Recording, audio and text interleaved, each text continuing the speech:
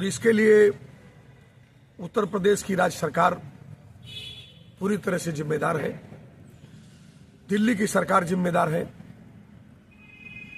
और तमाम कथावाचकों का एक झुंड वहां इकट्ठा हुआ है जो हिंदू धर्म की नई तरह से ठेकेदारी जिसके कंधों पर डाली गई है।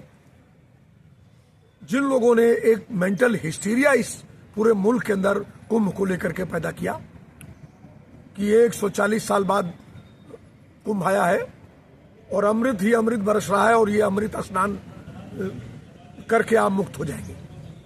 यहां तक कि एक बाबा ने तो यहां तक ऐलान कर दिया है कि ये कुंभ जो नहीं नहाएगा वो देशद्रोही है।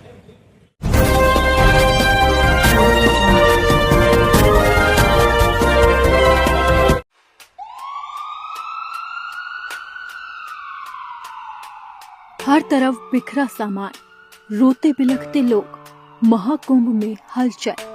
ये तस्वीरें प्रयागराज की हैं जो एक हादसे के बाद पूरी तरह से बदल गई हैं।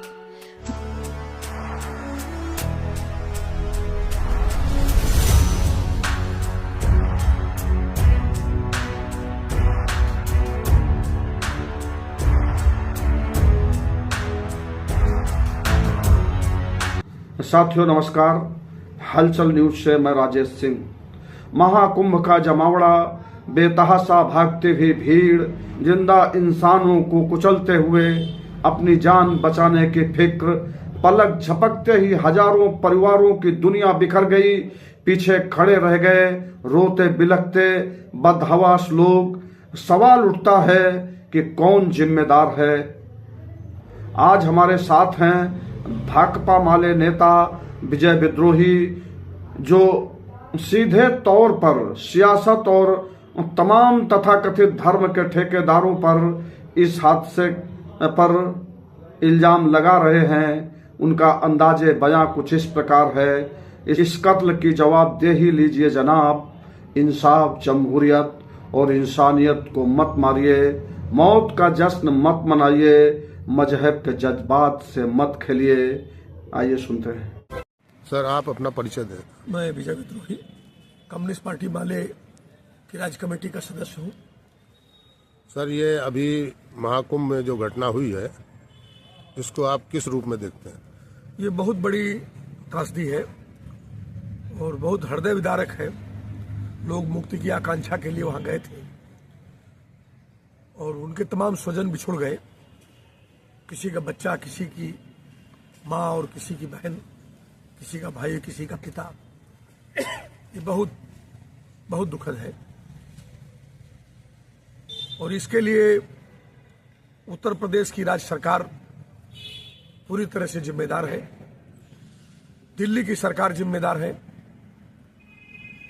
और तमाम कथावाचकों का एक झुंड वहां इकट्ठा हुआ है जो हिंदू धर्म की नई तरह से ठेकेदारी जिसके कंधों पर डाली गई है।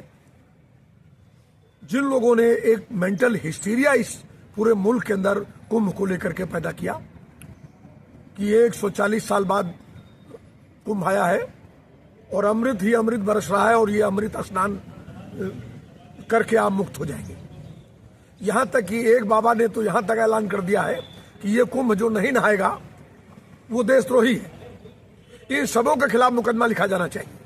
जिन लोगों ने लोगों को इस तरह से पूरे देश के पैमाने में वहां पर एकत्र होने के लिए प्रेरित किया और सरकार ने अपने कुप्रबंधन में, एक बार जब वहां आग लग गई थी, बार बार वहां मेला प्रबंधन कमेटी पर सवाल उठ रहे थे। तमाम साधु संत भी अव्यवस्था के सवाल उठा रहे थे। तमाम नागरिक जो जा रहे थे या आ रहे थे वो वहां की व्यवस्था को लेकर सवाल उठा रहे थे। तो सरकार कर क्या रही थी और मेला प्रबंधन क्या कर रहा था? तो इसलिए उत्तर प्रदेश की सरकार इसके लिए जिम्मेदार है। उत्तर प्रदेश के मुख्यमंत्री को और उत्तर प्रदेश से गृह सचिव को, इलाहाबाद के जिलाधिकारी को और मेला कमेटी के जो इंचार्ज हैं, इन 4 लोगों को जिम्मेदारी लेते हुए अपने पदों से इस्तीफा देना चाहिए। 70 एम्बुलेंस के बारे में जानकारी है कि वो रात में 1 बजे से लेकर के सुबह तक दौड़ती रही है, चक्कर लगाती रही है। उन 70 एम्बुलेंस में घायलों और मृतकों को ढोया गया है। सरकार से एक गुजारिश है कि सही मायने में मृतकों की संख्या, घायलों की संख्या को उजागर करें और उनके परिजनों को उनकी लाशें ईमानदारी से सौंपें। समाज को भी आप कुछ कहना चाहेंगे? हम कहना ये चाहेंगे कि जो लोग कुंभ के अंदर हैं वो बहुत हाइप न हो, उत्तेजित न हो, और गांवों में जो लोग हैं वो अपने स्वजनों के लिए बहुत परेशान न हो, लेकिन सोशल मीडिया के विभिन्न प्लेटफॉर्म के जरिए अपने खोए हुए परिजनों, स्वजनों की जानकारी एक दूसरे से साझा करें, जिसके जरिए उनके खोए हुए स्वजनों को उन तक पहुंचाने के लिए इलाहाबाद में मौजूद लोग, विभिन्न जगहों में जो मीडिया पर्सन्स हैं, तमाम इंटेलिजेंस के लोग हैं, पुलिस के ऑफिसर्स हैं, वो उनके स्वजनों को उन तक पहुंचाने में मदद कर सकें। इसलिए लोग बहुत विह्वल होने के साथ साथ अपने परिजनों की खोज में सहयोग की भी भूमिका में आए और उनको उनकी पहचान और जानकारी सोशल मीडिया के जरिए साझा करें।